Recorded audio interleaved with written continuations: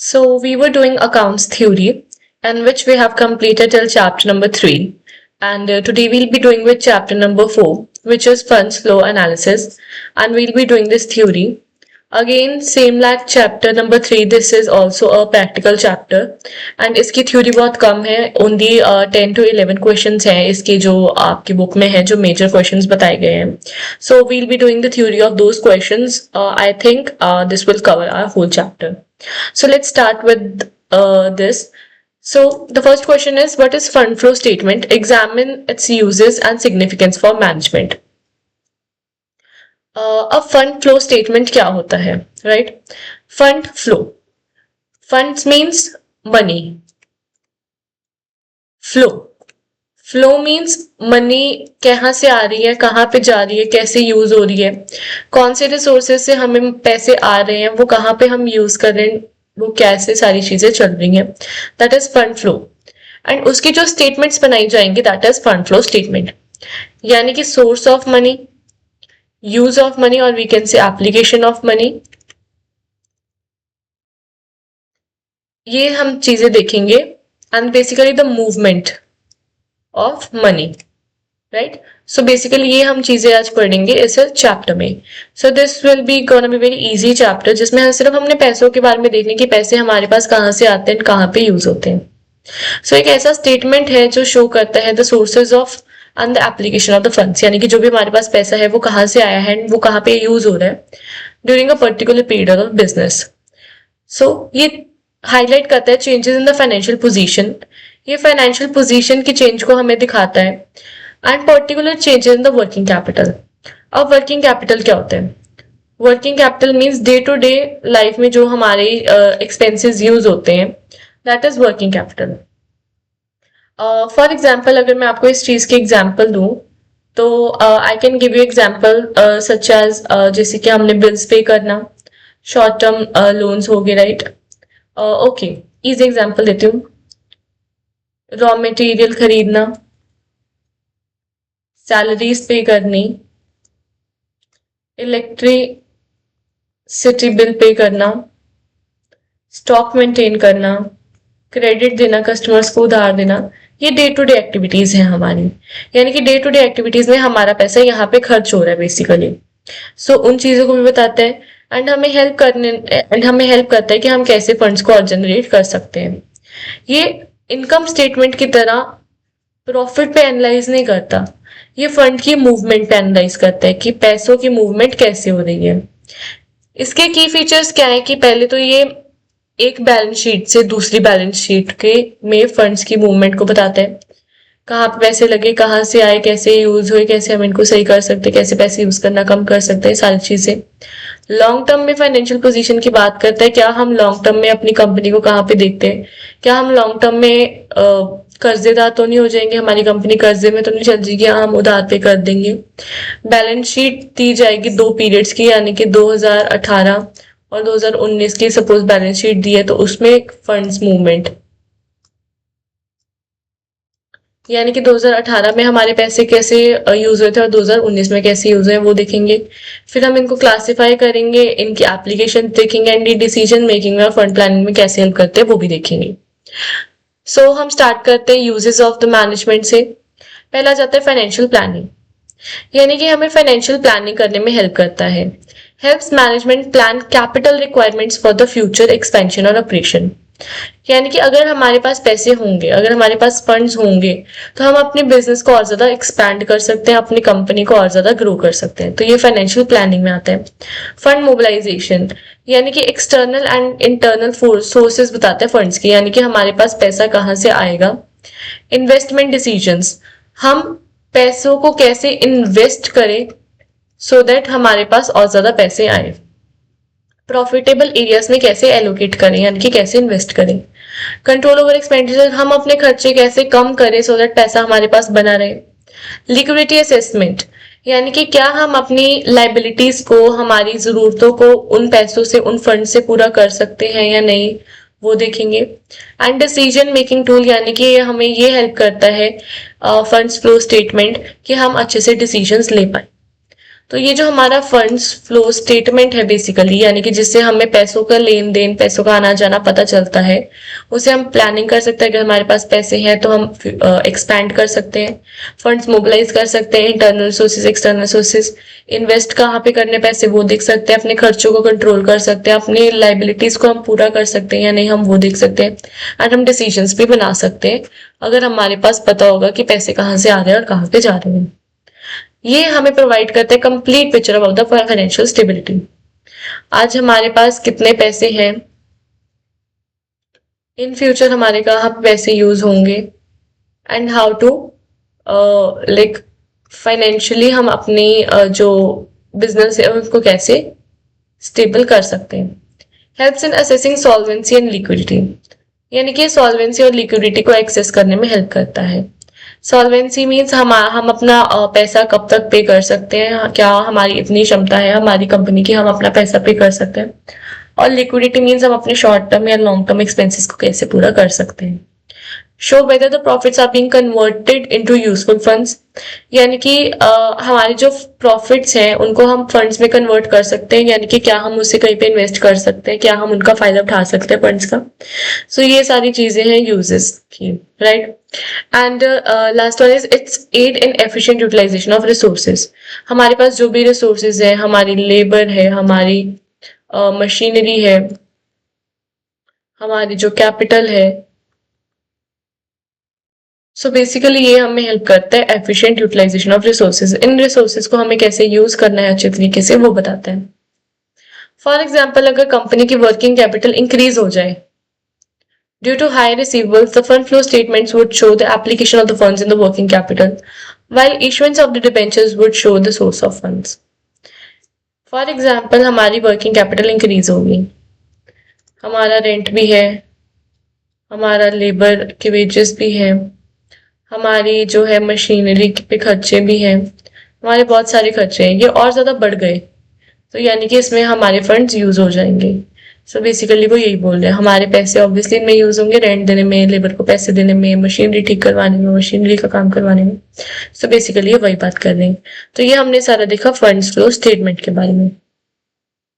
Again meaning, importance, objectives. Meaning हमने देख लिया, जो फंड्स फ्लो मैनेजमेंट है यानी कि फंड के फ्लो की मैनेजमेंट, पैसा कहाँ से आ रहा है, उसका सोर्स क्या है, उसका यूज का है, उसका जो मैनेजमेंट है वो हमें प्लानिंग करने में हेल्प करता है। अगर हमारे पास पैसा अच्छा है तो हम उससे बिजनेस को एक्सपैंड कर सकते हैं। हमें मॉनिटर करने में हेल्प करता है, यानी कि हमें बताता है कि कैसे हमने जो हमारे पैसे है वो यूज करने हैं, क्योंकि यहाँ पे हमें वर्किंग कैपिटल के बारे में भी पता चलता है, डे टू डे एक्सपेंसेस जो हमने देखे थे।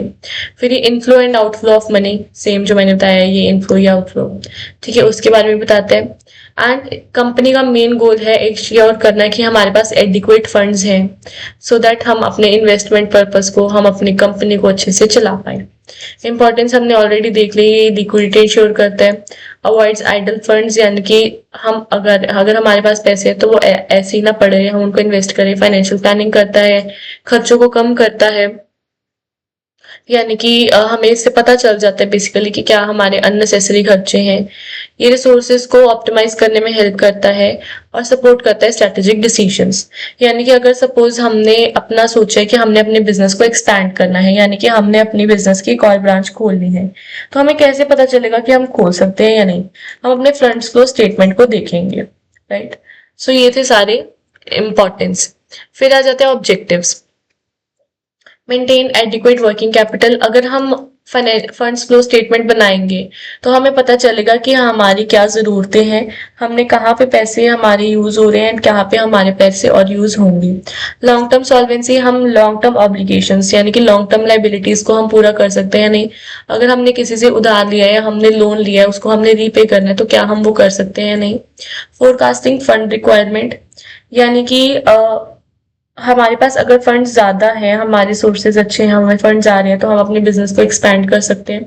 Control over expenditure, funds flow statement देखने से हमें पता चल जाएगा कि हमारे अननेसेसरी खर्चे कहाँ पे हो रहे हैं, सो दैट हम उनको इन फ्यूचर कंट्रोल कर पाए। Next is facilitate managerial decisions, यानी कि डिसीजंस लेने में हेल्प करता है। कैसे डिसीजन, इन्वेस्टमेंट के, फाइनेंस के, ऑपरेशन के, सारे डिसीजंस लेने में हेल्प करते हैं। बिकॉज अगर हमारे पास पैसा है तो हम उसको सही से यूटिलाइज करके अपने बिजनेस के लिए डिसीजंस ले सकते हैं। So this was the second question. Third question is the procedure of making fund flow statement. इसका प्रोसीजर क्या होता है, कैसे बनती है। पहले हम दो कंसेक्यूटिव बैलेंस शीट्स को एनालाइज करेंगे। फॉर एग्जांपल 2018 और 2019 की हमारे पास बैलेंस शीट है। इसके एसेट्स, इसके एसेट्स, इसकी लायबिलिटीज, इसकी लायबिलिटीज, इसकी इक्विटी, इसकी इक्विटी, हम सारी चीजें को कंपेयर करेंगे। फिर हम अपना वर्किंग कैपिटल देखेंगे, यानी कि determine the increase and increase in the working capital, यानी कि हमारे डे टू डे एक्सपेंसेस। अब रेंट होगा, रेंट ऑब्वियसली एक टाइम पे इंक्रीज होगा, हम वो भी देखेंगे। लेबर के जो वेजेस हैं, अगर हमारे पास लेबर इंक्रीज हो गई है तो उनके वेजेस भी इंक्रीज होंगे, हमने ये सारी चीजें भी देखनी है। फिर हमने शेड्यूल करना है कि सारे जो हमारे चेंजेस हैं वर्किंग कैपिटल में, जैसे कि हमारे पास कैश कितना है, डेटर्स कितने हैं, हमने कितने लोगों को पैसा यानी कि हम हमारे पास आएगा। फिर हमारे पास स्टॉक कितना है। फिर हम लाइबिलिटीज देखेंगे, जैसे कि ये तो आपको बेसिकली पता ही होगा, एसेट्स क्या होते हैं, लाइबिलिटीज क्या होती है। फिर हम इनका इंक्रीज डिक्रीज देखेंगे। फिर हम इनको क्लासिफाई करेंगे सोर्सेज में, एप्लीकेशंस में। सोर्स ऑफ फंड्स यानी कि इनपुट, यानी कि हमारे बिजनेस में कहाँ से पैसा आ रहा है। हमारे पास अर्निंग्स पड़ी हुई हैं जो हमने सेव करके रखी थी, रिटेन करके रखी थी। हमारे एसेट्स, मशीनरी सेल होगी, वहां से अचानक पैसा आ गया। हमारी लॉन्ग टर्म लाइबिलिटीज जो है वो इंक्रीज होगी, यानी कि हमने और ज्यादा इन्वेस्टमेंट ले ली, हमारे पैसे और ज्यादा बढ़ गए हमारे पास। एप्लीकेशंस ऑफ फंड्स यानी कि आउटपुट, यहाँ यानी कि कहाँ पे हमारे पैसे अप्लाई हो रहे हैं। हमने फिक्स्ड एसेट खरीद लिया, लोन्स को हमने पे कर दिया, वर्किंग कैपिटल हमारी इंक्रीज होगी, रेंट हमारा इंक्रीज हो गया। सो यहाँ से हमारे पैसे जा सकते हैं, तो हमने ये भी चेक करना है। फिर हम फंड फ्लो स्टेटमेंट बनाएंगे, यानी कि जो हमारे सोर्सेज हैं, कहाँ से हमें पैसा आ रहा है, ठीक है। एप्लीकेशन ऑफ फंड्स कहाँ पे जा रहा है, ये सारी चीजें देखेंगे। फिर हम करेंगे वेरीफाई, फिर हम डबल चेक करेंगे एंड हम फंड्स को देखेंगे। फिर हम डिसीजन और प्लानिंग करेंगे, यानी कि हमने दो बैलेंस शीट्स को कंपेयर किया एंड फिर उससे डिसीजन दिया, राइट। सो ऐसे हमारी बनती है funds flow statement. Next is what are the sources of funds. हमने ऊपर पढ़े सोर्सेज ऑफ फंड्स क्या होते हैं। पहले तो रिटेन्ड अर्निंग्स, यानी कि जो हमने प्रॉफिट्स अपने लिए बचा के रखे थे वो। डेप्रिसिएशन फंड, यानी कि non cash charges for replacing assets.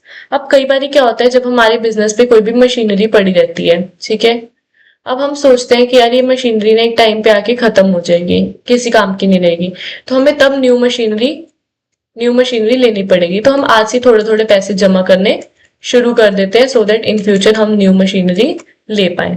सो वो हमारे पास पड़े होते हैं। शेयर्स, जब हम शेयर्स इशू करते हैं, हम अपनी कंपनी का हिस्सा किसी को देते हैं तो वो हमें पैसा देता है। शेयर इशू करना यानी कि कैपिटल रेज करना। फिक्स्ड एसेट बेच देना, वर्किंग कैपिटल रिड्यूस होना, जैसे कि हमारा रेंट कम हो गया, हमारा जो स्टॉक था, यानी कि हमारा जो बेसिकली हमारे पास रिसीवेबल्स आ गए, हमारे पास जैसे हमारे लेबर के खर्चे कम हो गए, ये सारी चीजें। फिर बोरोइंग्स, यानी कि हमारे पास हम लोन भी ले सकते हैं किसी से, तो हमारे पास वहां से भी पैसा आ सकता है। तो ये हमने देखा कि हमारे पास कहाँ कहाँ से बेसिकली पैसा आ सकता है। पहले हमारे जो प्रॉफिट्स हमने बचाए थे, फिर डेप्रिसिएशन, जो हमने डेप्रिसिएशन का सोच के कि हमारे पास एक टाइम पे मशीनरी खत्म हो जाएगी तो हम पैसे जोड़ लेते हैं, वो। शेयर्स को इशू करके, यानी कि कंपनी, जो पब्लिक कंपनीज होती है वो अपने शेयर्स इशू करती है, आपको पता होगा। एसेट्स को सेल करके, वर्किंग कैपिटल कम करके और बोरोइंग्स लेके। तो ये थे कुछ तरीके हमारे सोर्सेज ऑफ फंड्स। नेक्स्ट आ जाता है एप्लीकेशन ऑफ फंड्स, यानी कि हमारे पैसे कहाँ पे लगेंगे। अगर हमने फिक्स्ड एसेट खरीद लिया, लैंड खरीद ली, बिल्डिंग खरीद ली, मशीनरी खरीद ली, तो पैसा जाएगा। वर्किंग कैपिटल इंक्रीज हो गया, रेंट था हमारा पहले 50,000, ठीक है, अब हो गया 60,000, तो हमारे पास पैसा और जा रहा है। रीपेमेंट ऑफ द लोन्स, हमने लोन्स को रीपे कर दिया, तो हमारे पास ऑब्वियसली इंटरेस्ट भी जाएगा। अब सपोज हमने एक टाइम पे किसी से 5 लाख रुपए उधार लिए थे, तो हम आज 5 लाख उनको रिटर्न करेंगे, तो फिर पैसा जा रहा है, पैसा जा रहा है, पैसा जा रहा है। डिविडेंड्स हमने पे कर दिया, यानी कि जो लोगों ने हमारी कंपनी में पैसे लाए थे उनको हमने प्रॉफिट दे दिया, तो पैसा चला गया।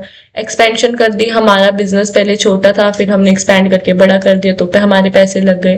तो ये सारी चीजें थी एप्लीकेशन ऑफ द फंड्स, यानी कि हमारे पैसे कहाँ कहाँ पे लग सकते हैं। ठीक है जी। अब आ जाते हैं आगे क्वेश्चन नंबर 6। ये है हमारा फंड फ्लो स्टेटमेंट क्या होता है, हम ऑलरेडी देख चुके हैं।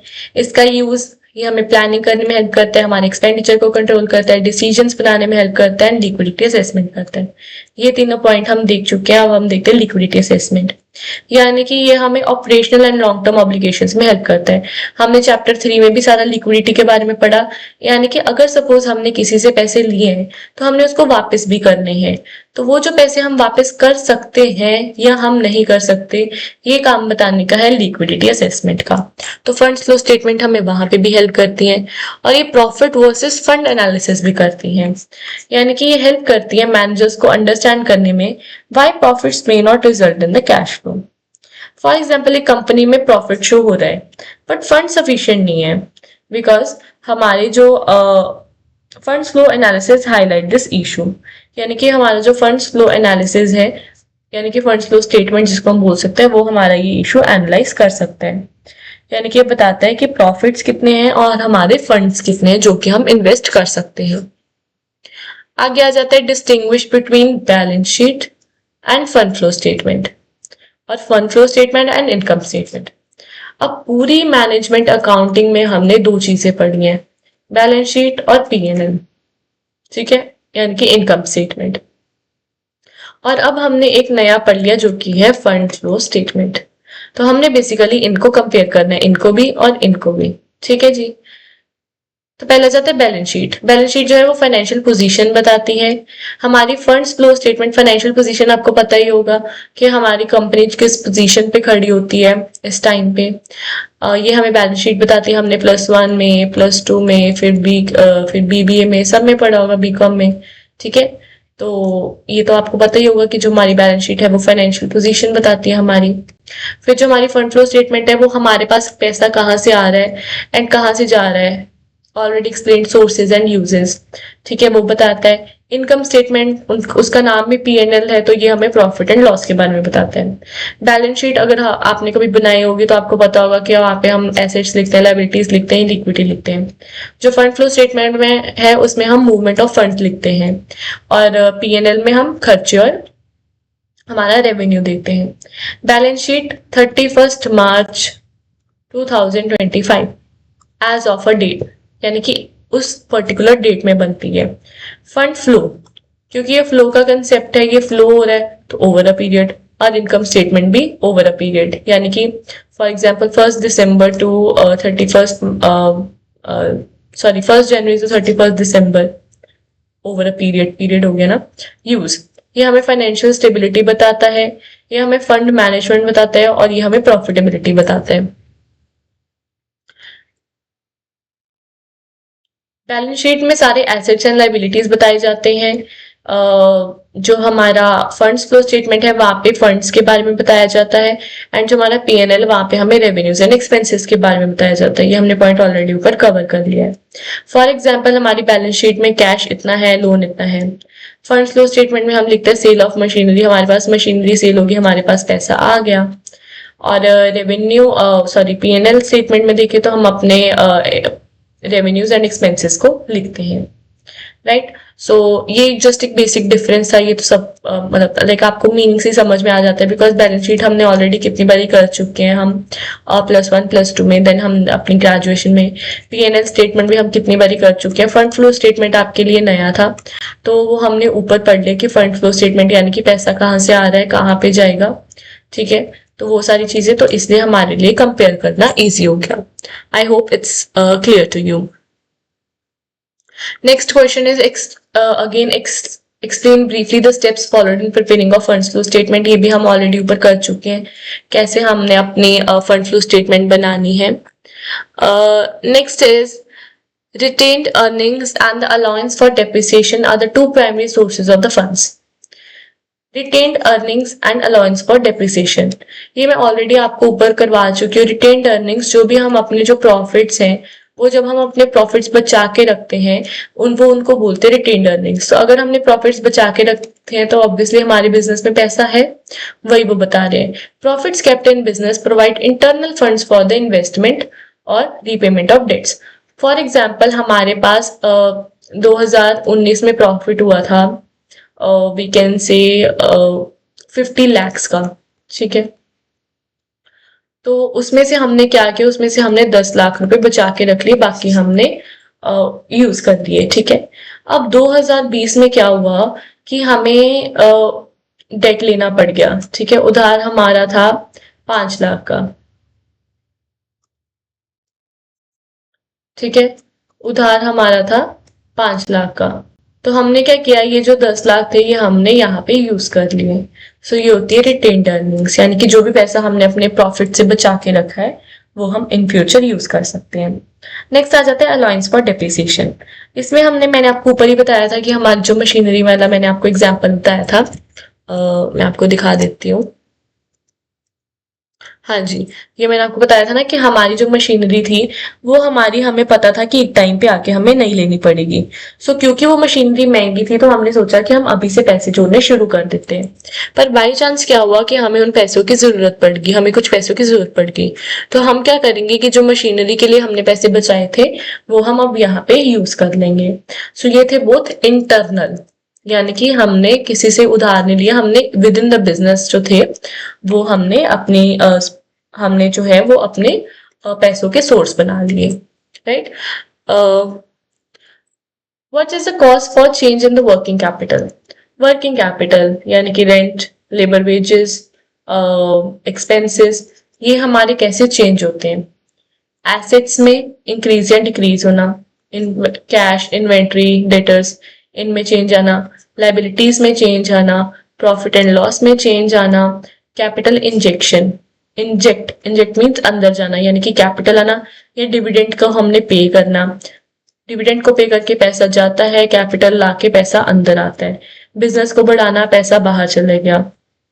तो ऐसे ही जो है हमारी वर्किंग कैपिटल जो है वो चेंज होती रहती है, बिकॉज हमारे पास हमने कई बार बिजनेस एक्सपैंड करना है तो हमारे पैसे लग गए, प्रॉफिट एंड लॉस अगर लॉस हो गया तो हमारे पैसे कम हो गए, लाइबिलिटीज बढ़ गई तो हमारे पास पैसे जो है वो हमारे चेंज हो गए। ये कुछ चेंजेस होते हैं जो हमें वर्किंग कैपिटल में चेंजेस देखने में लाइक इन्वॉल्व होते हैं। The last question is a fund flow statement is a better substitute for an income statement, comment. ये इंपॉर्टेंट क्वेश्चन है। वो बोल रहे हैं कि जो हमारा फंड फ्लो स्टेटमेंट है, यानी कि पैसा कहाँ से आ रहा है और पैसा कहाँ पे जा रहा है, ये प्रॉफिट एंड लॉस स्टेटमेंट जिसमें हमें प्रॉफिट और लॉस के बारे में पता चलता है, वो कह रहे हैं ये बेटर है। वो कैसे? वो बोल रहे हैं income statement focuses on profitability not cash और फंड अवेलेबिलिटी। जो हमारा प्रॉफिट एंड लॉस है वो सिर्फ प्रॉफिटेबिलिटी के बारे में बताता है कि हमारे पास इतना प्रॉफिट है, इतना हमारा लॉस हो गया, बट हमारे पास पैसे कहाँ से आ रहे हैं, कहाँ से जा रहे हैं, वो नहीं बताता। Fund flow statement shows how funds were generated and applied, यानी कि जो हमारे फंड्स है, जो हमारे पास पैसा आया वो कहाँ से आया है एंड कहाँ पे हमारे पास यूज हुआ है, वो हमें क्लियर पिक्चर देता है हमारी फाइनेंशियल स्टेटमेंट की। बट जो हमारा P&L है वो अगेन सिर्फ हमें प्रॉफिट एंड लॉस के बारे में बताता है। फंड्स फ्लो जो हमारा स्टेटमेंट है वो हमें प्लानिंग के बारे में बताता है, long term planning, liquidity assessment के बारे में बताता है एंड इन्वेस्ट करने के लिए डिसीजंस के बारे में बताते हैं। तो बेसिकली हमने इसमें क्या किया है, इसमें हमने बताए हैं यूजेस और we can say objectives of funds flow statements. ठीक है, या हम इसको एडवांटेजेस भी बोल सकते हैं। तो अगर ये क्वेश्चन आ जाए, ये हमने क्लियरली ऊपर सारी चीजें पढ़ के आ चुके हैं, तो अगर हमें ये क्वेश्चन आ जाए तो हम कैसे अटेम्प्ट करेंगे? पहले हम बताएंगे फंड फ्लो स्टेटमेंट के बारे में, फिर हम बताएंगे इनकम स्टेटमेंट के बारे में, फिर हम फंड फ्लो स्टेटमेंट को मतलब उसकी डेफिनेशन वगैरह प्रॉपर बताएंगे, देन हम ये एक्सप्लेनेशन लिख देंगे, फिर हम बताएंगे एट द एंड ऑब्जेक्टिव्स या advantages of fund flow statement and lastly conclusion. Right. तो अगर हम इस पे कमेंट करें तो हम देखते हैं कि जो हमारा मैनेजरियल पर्पस है, यानी कि मैनेजमेंट करने का पर्पस है, यानी कि हम कह सकते हैं डिसीजंस लेने का पर्पस है, वो हमें फंड फ्लो स्टेटमेंट बहुत ज्यादा हेल्प करता है। बिकॉज उससे हमें पता चलता है कि हमारे जो पैसों हैं वो कहाँ से आ रहे हैं एंड कहाँ पे यूज हो रहे हैं। तो वो हमें एक बेटर पिक्चर प्रोवाइड करता है फंड्स मूवमेंट की than the income statement, because जो हमारी इनकम स्टेटमेंट है वो हमें या प्रॉफिट या लॉस के बारे में बताती है, बट हमें पैसों के बारे में नहीं बताती। ये वाला चैप्टर बस इतना ही था। It was a very easy chapter because again इसमें ज़्यादा हमारी प्रैक्टिकल है, तो according to me this is enough for the explanation, like basic idea आपको पता होना चाहिए कि फंड फ्लो स्टेटमेंट क्या होता है। तो वो बेसिक आइडिया हमने इस चैप्टर में की थ्योरी में लिया है। सो आफ्टर दिस आपको प्रैक्टिकल करने में और ज्यादा हेल्पफुल होगा। So for the theory this much is enough. So I hope it's clear to you. In the next class, we'll be doing the next chapter. Thank you.